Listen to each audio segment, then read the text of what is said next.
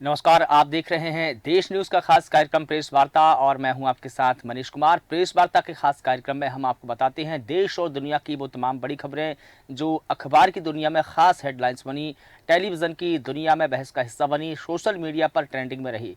और उन खबरों से आपका वास्ता क्या है? प्रेस वार्ता में आज उन तमाम बड़ी खबरों की चर्चा करने वाले हैं जो हर खास आम के बीच में चर्चा का विषय रही है, चाहे फिर वो राजनीति से जुड़ी खबर हो, समाज से जुड़ी खबर हो, स्वास्थ्य, शिक्षा या फिर आपके दैनिक जीवन से जुड़ी खबर हो, या फिर लोकसभा चुनाव के तमाम बड़े अपडेट्स, तमाम बड़े फैसले हो। चूंकि आज लोकसभा चुनाव के लिए तीसरे चरण की वोटिंग भी है, ये तमाम बड़े अपडेट्स हम आपको देंगे। और इन तमाम बड़ी खबरों को लेकर हमारे साथ में कुछ मेहमान जुड़ गए हैं। हमारे एडिटर इन चीफ जय श्रीवास्तव जी हमारे साथ में है, हमारे एडिटर सूरज पाठक जी हमारे साथ में है, लखनऊ ब्यूरो ज्ञानेश वर्मा जी भी हमारे साथ में जुड़ गए हैं। आप सभी का बहुत स्वागत करता हूं। लेकिन सबसे पहले हमारे एडिटर इन चीफ जय श्रीवास्तव सर, मैं आपके पास में आना चाहूंगा। आज चूंकि लोकसभा चुनाव के तीसरे चरण की वोटिंग है, इसके अलावा कौन सी बड़ी खबर है जो हर खास आम के बीच में चर्चा का विषय है? देखिए, सबसे बड़ी खबर यह है इंटरनेशनल स्तर की कि जो 7 महीने से इजराइल और हमास के बीच में जो लड़ाई चल रही है वो और अंतिम दौर में है। और कल के जो खबर यह है कि इजराइल ने बिल्कुल स्पष्ट रूप से मना किया है कि जब तक बंदियों को नहीं छोड़ा जाएगा तब तक युद्ध विराम नहीं किया जाएगा। और इसके बाद उन्होंने बाकी जो जगह है वहां पे अल्टीमेटम भी दे दिया है कि आप खाली करो और नहीं तो हम हमला करेंगे वहां पर। और इसी के चलते वहां पे अधिकतर लोग चिंतित है, क्योंकि उन्होंने 6 मिसाइलें दागकर उन्होंने आगाह किया कि आप खाली करो, नहीं तो जो रहवासी एरिया है, रहसी एरिया में भी हमले किए जाएंगे। ये अमेरिका ने कहा था कि भाई अभी जब तक युद्ध विराम की बातचीत चल रही तब तक किसी प्रकार से कोई हमले नहीं किया जाए। उसके बावजूद इजराइल ने गांजा पट्टी में हमले किए हैं। हमले करने के कारण से अमेरिका नाराज जरूर है, और जिस प्रकार गोला बारूद वो भेज रहे थे रोज उसके जो ट्रिप है उसको रोक दिया है। रोकने के बाद बोले पहले बातचीत होगी, उसके बाद ही जाके ये गोला बारूदों को जो है यहाँ से पहुंचाया जाएगा। लेकिन मैं ये बताना ये चाहूंगा, जिस प्रकार अंतर्राष्ट्रीय स्तर पर रूस और यूक्रेन की लड़ाई और इजराइल और हमास और फिलिस्तीनियों की लड़ाई जो है ये दुनिया के लिए एक सबक बनता जा रहा है। कि सबक इसीलिए बन रहा है कि कोई किसी के सुनने के लिए तैयार नहीं है, और बड़े जो देश है वो इसमें पढ़ने के लिए तैयार नहीं है। ऐसे में जिस प्रकार इस बार हर रोज वहां पर जान माल की जो है क्षति पहुंच रही है, उससे ऐसा लग रहा है कि अंतर्राष्ट्रीय जो स्तर के संगठन जो संयुक्त राष्ट्र संघ है उनको हस्तक्षेप करना चाहिए। और यदि वो हस्तक्षेप नहीं करते हैं तो निश्चित रूप से एक कभी भी यहाँ पर मिसाइल और यहाँ तक कि परमाणु बम का उपयोग करने के और अभी ये युद्ध अग्रसर हो रहे हैं। क्योंकि जो ईरान अभी जो खामोश बैठा हुआ है वो भी तैयारी कर रहा है, और इसी प्रकार रूस ने भी ये कहा कि अब जो है यूक्रेन पर हम कभी भी मिसाइलें दाग सकते हैं और परमाणु बम भी हम लोग जो है वहाँ दाग सकते हैं। तो ये एक चिंता का विषय बना हुआ है।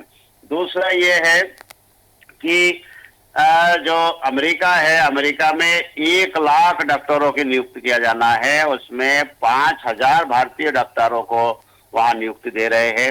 ये एक बड़ी खबर है कि भारतीयों को ज्यादा से ज्यादा वहां पर मौका दिया जा रहा है। जो 1 लाख डॉक्टरों की नियुक्ति होना है उसमें अधिकतर अमेरिकन है, और जो बाहर से आने वाले जो डॉक्टर्स है उसमें सबसे ज्यादा भारतीय है। क्योंकि भारतीय डॉक्टर सबसे ज्यादा वहां पर पसंद बने हुए हैं। तो पसंद बनने के कारण से ही अमेरिका इसमें दिलचस्पी दिखा रहे हैं कि भारत के डॉक्टर्स अगर यहाँ काम करेंगे तो निश्चित रूप से आम जनता को जो है राहत मिलेगी। कारण क्या, आम जनता के दिल में भारतीय डॉक्टर के प्रति ना केवल श्रद्धा है बल्कि अटूट विश्वास है कि ये ट्रीटमेंट सही कराते हैं। एक टाइम था, देखिए, कि जब लोग अमेरिका के डॉक्टर से अमेरिका जाके इलाज कराने में ज्यादा विश्वास रखते थे। जो बड़े लीडर थे, बड़े उद्योगपति है, ये सब ट्रीटमेंट कराने के लिए अमेरिका जाते थे। वही इसका उल्टा अब ये हुआ है कि भारतीय जो डॉक्टर्स है उनकी डिमांड ज्यादा है अमेरिका में। तो मतलब ये है कि अमेरिका भारतीय डॉक्टर पर भरोसा जता रहे हैं। और ये जो खबर है, इस खबर में भारतीय जो उद्योगपति या बड़े पॉलिटिशियन या बड़े अधिकारी या जो लोग वहां जाते हैं इलाज करने के लिए, उनके लिए एक संदेश है कि भाई जिस देश से तुम छोड़ के दूसरे देश में आके ट्रीटमेंट कराने के लिए आ रहे हो, उस देश में भी जो है आप ही के देश के डॉक्टर है। और इसी के चलते 5,000 डॉक्टरों की नियुक्ति करने का उन्होंने फैसला लिया है। और बड़े पैमाने पे भारतीय डॉक्टर्स ने भी वहाँ दिलचस्पी दिखा रहे हैं कि हम अमेरिका जाके शिफ्ट होंगे। दूसरे एक और खबर पाकिस्तान की है, जो पाकिस्तान में इस समय पाकिस्तान और चीन के बीच में जिस प्रकार के एक नाराजगी चल रही है अभी, क्योंकि पाकिस्तान नाराज है कि चीन ने फंडिंग रोक दी है। जो विकास कार्य उन्होंने वहाँ पे चला रहे थे उसको उन्होंने रोक दिया है। उससे जो लोग वहाँ पर कार्यरत मजदूर थे और जो कर्मचारी लोगों को लगाया गया था, वो अभी बेरोजगार हो गए, उनको तनख्वाह नहीं मिल पा रहे, क्योंकि चीन ने संपूर्ण रूप से जो है वहाँ पे जो मदद है उसको रोक दी है। तो इसी के चलते जो है पाकिस्तान अब अमेरिका से बात कर रहे हैं कि आप ये सीपेक जो है इसके आप देखरेख करिए और हमें कुछ फंडिंग करिए, ताकि यहाँ के जो मजदूर है उनको रोजी रोटी चलाने के लिए हम आर्थिक मदद दे पाए, और जो वहाँ पर कर्मचारी थे उनकी तनख्वाह दे पाए। बिल्कुल। तो ये एक संदेश ये भी जा रहा है कि चीन जहाँ पर भी हाथ डालता है, या तो उस देश को या उस देश के कुछ हिस्से को हासिल करना चाहता है और हासिल कर लेता है। लेकिन पाकिस्तान में जो है जिस प्रकार के वातावरण है, उस वातावरण में अब चीन के खिलाफ वहाँ माहौल बनने लगा है। और इसी के चलते एक और खबर पाकिस्तान से है, जैसे कि हमने वहाँ देखा है कि रमन्ना जो है वो यहाँ पर 3,000 वीडियो उनके सेक्स के स्कैंडल के जो है वहाँ वीडियो मिले हैं। और इसी प्रकार से पाकिस्तान में भी एक कर्नल और मेजर रैंक के अफसरों ने 100 बच्चों के साथ में यौन शोषण किया है और उसका वीडियो भी तैयार किया। वीडियो तैयार करने का कारण ये बताया जा रहा है पाकिस्तान में कि उनको ब्लैकमेल किया जाए और वो मुंह नहीं खोल पाए। तो ये दोनों खबर जो है, एक भारत की खबर है और एक पाकिस्तान की खबर है, दोनों ही आश्चर्यजनक रूप से ये साबित करता है कि बड़े पैमाने पे चाहे वो पॉलिटिशियन हो या अधिकारी है, ये इस प्रकार के मानसिकता के लोगों से जो है भरा पड़ा हुआ है, जो यौन शोषण को किसी न किसी रूप में अपना एक मनोरंजन का साधन बना लिया है। और इसके वीडियो बनाना सबसे आश्चर्यजनक है। दोनों में एक सिमिलरिटी ये है कि वहाँ भी वीडियो बनाया गया और यहाँ भी वीडियो तैयार किया गया, और अब ये वीडियो जो है उन्हीं के लिए परेशानी का सबब बनते जा रहा है। बिल्कुल। तो मुझे लगता है कि इसके लिए कानून और कड़ा होना चाहिए।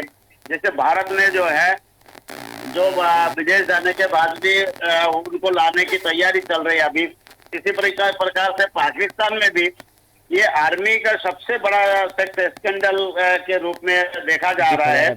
और जिन अधिकारियों ने ये अंजाम दिया है घटना को, उन लोगों को छोड़ा नहीं जाएगा, ऐसा पाकिस्तान का जो है सरकार का कहना है। बिल्कुल बिल्कुल ठीक है। और इसी के साथ हमारे एडिटर सूरज पाठक जी भी हमारे साथ में जुड़े हैं। सर, आपसे भी मैं राष्ट्रीय स्तर की वो तमाम खबरों को जानना चाहता हूं। दर्शक को बताएं कि आज की वो बड़ी खबरें कौन सी है जिस पर सभी की नजर बनी हुई है।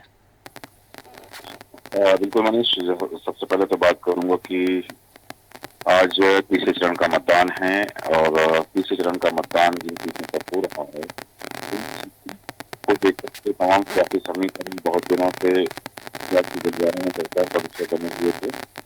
दूसरी तरफ चुनाव से संबंधित ही जो बयानबाजी है, जो वार पलटवार हैं, उन बयानों ने सुर्खियां बटोरी हुई हैं।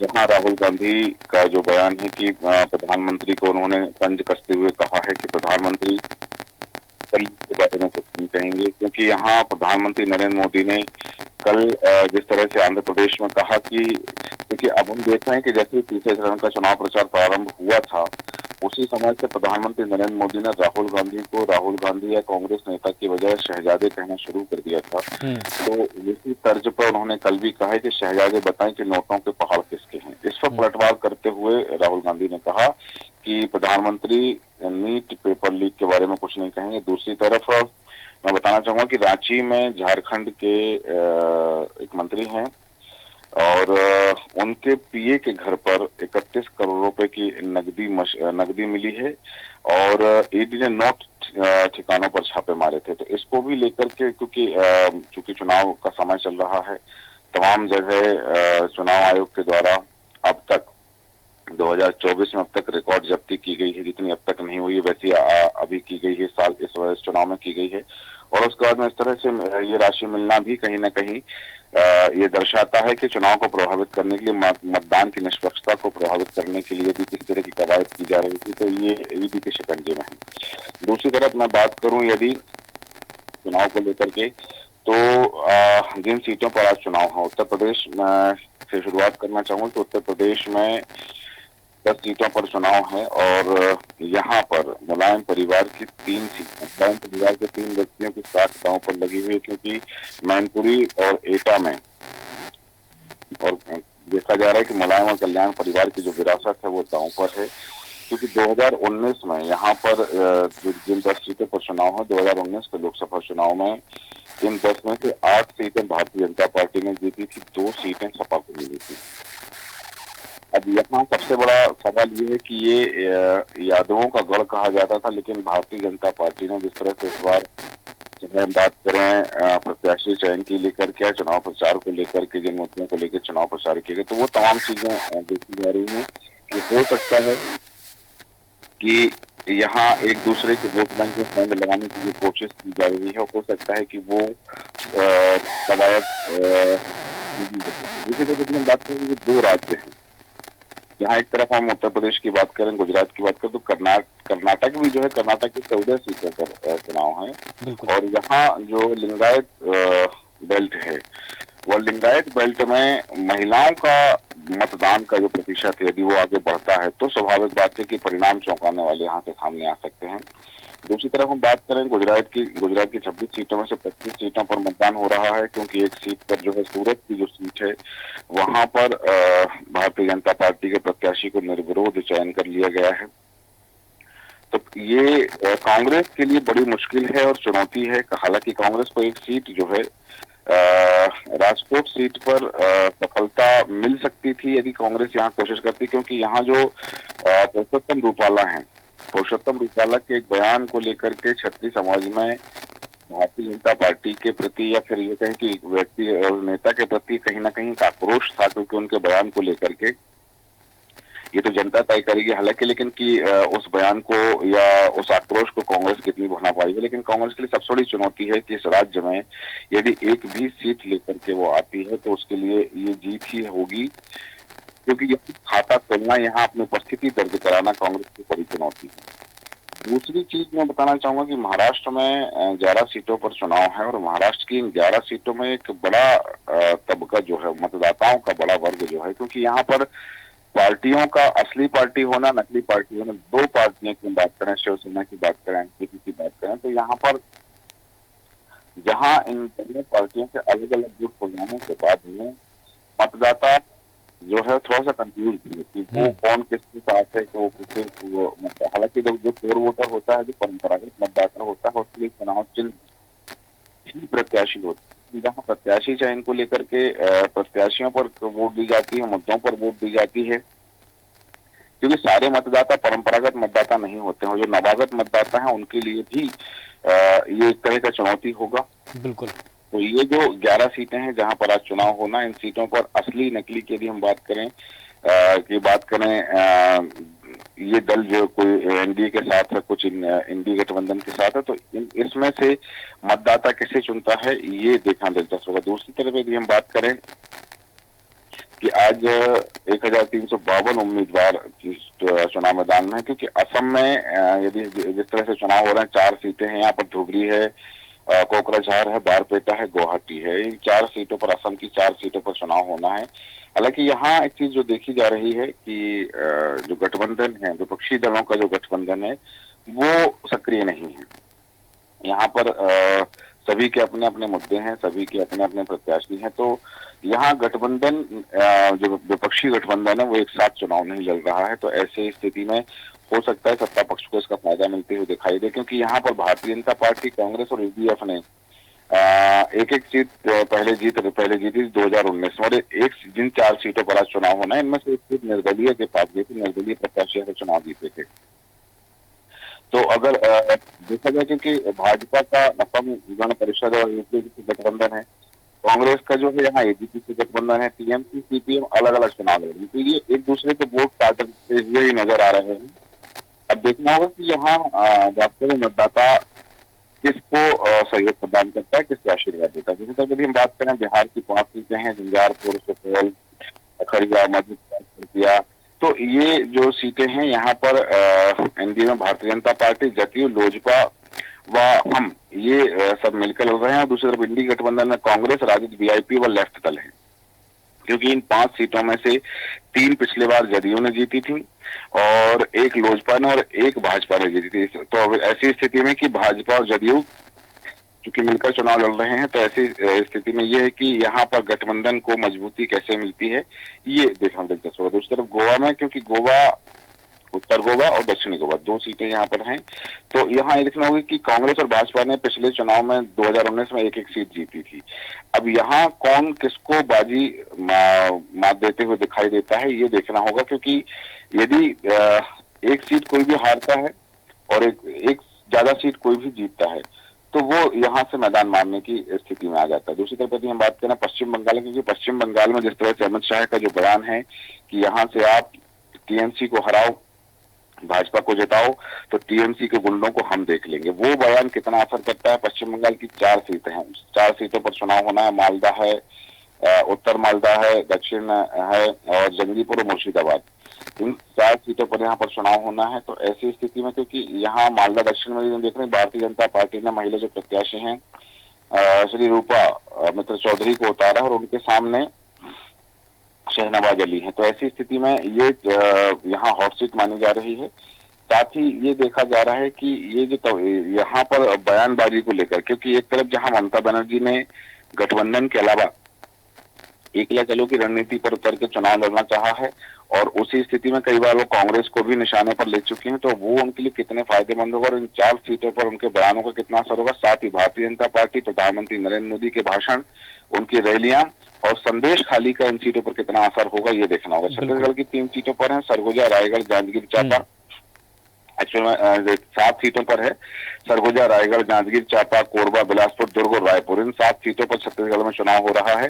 और ये भी देखना है कि छत्तीसगढ़ में जिस तरह से जो मुद्दे होते हैं, आदिवासियों के मुद्दे होते हैं, रोजगार के मुद्दे होते हैं, पलायन के मुद्दे होते हैं, और यहाँ सबसे बड़ा एक और मुद्दा होता है नक्सलवाद का, कि नक्सलवाद को समाधान करने के लिए, उस समस्या के समाधान के लिए कौन सी सरकार, राज्य सरकार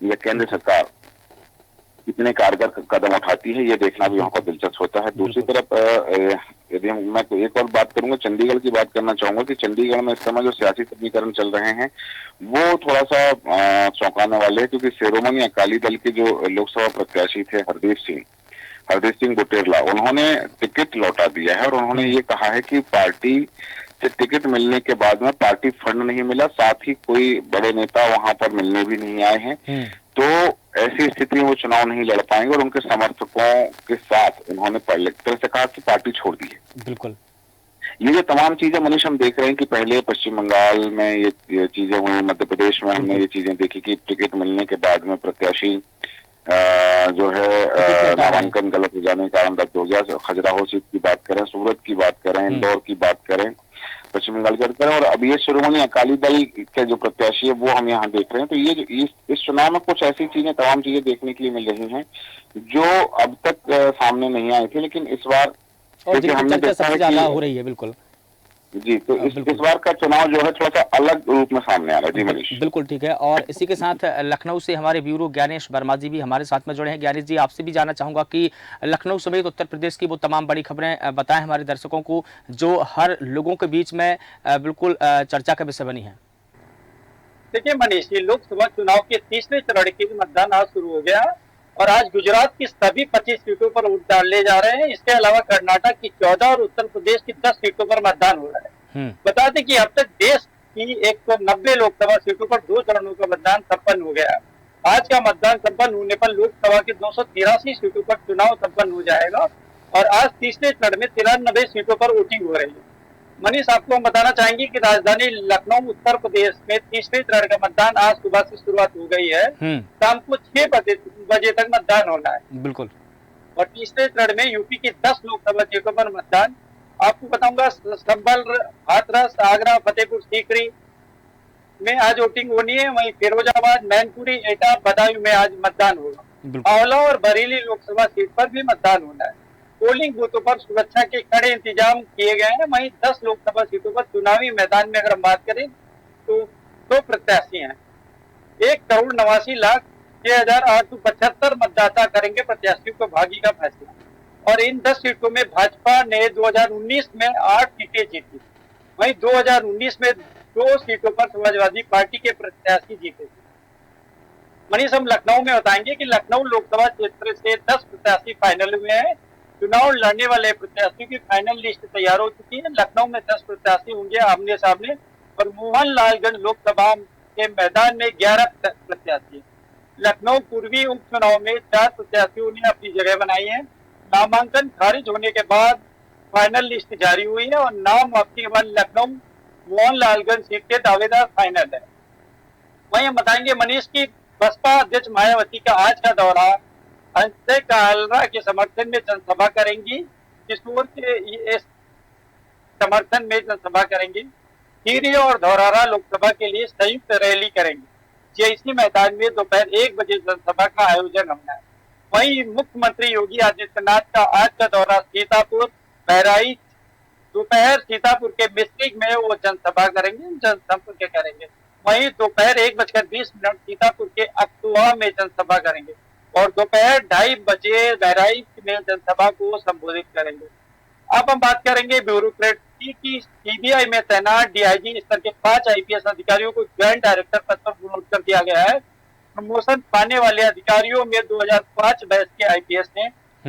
कई संवेदनशील जांचों को देख रहे हैं और प्रमोशन के आदेश जारी कर दिए गए हैं। वहीं आईपीएस पीवी रामाशास्त्री सीबीसीआईडी के साथ अभी सूचना का प्रभार भी मिला है। मनीष, में बात करूंगा कि रायबरेली की कांग्रेस महासचिव प्रियंका गांधी की रायबरेली दौरे का आज दूसरा दिन है। उन्होंने कल दौरा किया था और आज दौरा कर रही है। सुबह पार्टी के 30 पदाधिकारियों के साथ में वो बैठक कर रही है और बैठक के बाद लगभग 9:30 बजे जनपद अमेठी के लिए रवाना होंगे। वहीं अमेठी में कार्यकर्ता सम्मेलन करेंगे और शाम को रायबरेली स्थित हुई मऊ गेस्ट हाउस पहुंचेंगी प्रियंका गांधी। लगातार रायबरेली में राहुल गांधी व अमेठी में किशोरी लाल शर्मा के पक्ष में बैठक और नुक्कड़ सभाएं भी होंगी। मनीष, में बताना चाहूंगा पूर्व मुख्यमंत्री अखिलेश यादव का दौरा आज अकबरपुर, इटावा और उन्नाव में आयोजित चुनावी जनसभाओं को संबोधित करेंगे। अखिलेश यादव भी 10:30 बजे लगभग इटावा से समाजवादी पार्टी इंडिया गठबंधन के प्रत्याशी जितेंद्र दोहरे के लिए मंडी समिति का मैदान जिला औरैया में चुनावी जनसभा को संबोधित करेंगे और उसके बाद अकबरपुर के समाजवादी पार्टी इंडिया गठबंधन के प्रत्याशी राजा रामपाल के समर्थन में 12:25 पर ग्राम रामायपुर कस्बा विधुनु विधानसभा बिठूर जिला कानपुर में चुनावी जनसभा करेंगे। उसके बाद में 1:45 पर उन्नाव की अन्नू टंडन के पक्ष में चुनावी जनसभा करेंगे और उन्नाव का मैदान से अपने भाषण का संबोधन करेंगे। मनीष जी बिल्कुल ठीक है। और चूंकि हमारे पास में अब समय का अभाव है, इसलिए इस पूरी परिचर्चा को यहाँ पर विराम देना होगा। आप सभी का बहुत शुक्रिया जुड़ने के लिए। तो बता दें कि आज के हम प्रेस वार्ता कार्यक्रम में हमने दुनिया भर की वो तमाम बड़ी खबरों पर नजर डाली जो हर खास व आम व्यक्ति के बीच में चर्चा के विषय रही। बता दें कि किस प्रकार से अमेरिका में भारतीय डॉक्टरों की डिमांड बढ़ी है। 5000 जो डॉक्टर है भारतीय वो अब अमेरिका में जाएंगे और वहाँ का उपचार करेंगे। इसी के साथ में पाकिस्तान और चीन के बीच में अनबन बनी हुई है। इन खबरों पर भी हमने नजर डाली और इसी के साथ भारत की वो 10 राज्य है जहां की 93 सीटों पर लोकसभा के चुनाव हो रहे हैं। लगातार इस पर हम अपडेट आपको देते रहेंगे और देश न्यूज़ भी आपसे अपील करता है कि अभी तक अगर आपने मतदान नहीं किया है तो आप भी पहले मतदान करें और फिर जलपान करें। इसी के साथ मुझे दीजिए इजाजत और आप लगातार बने रहिए देश न्यूज़ के साथ। नमस्कार।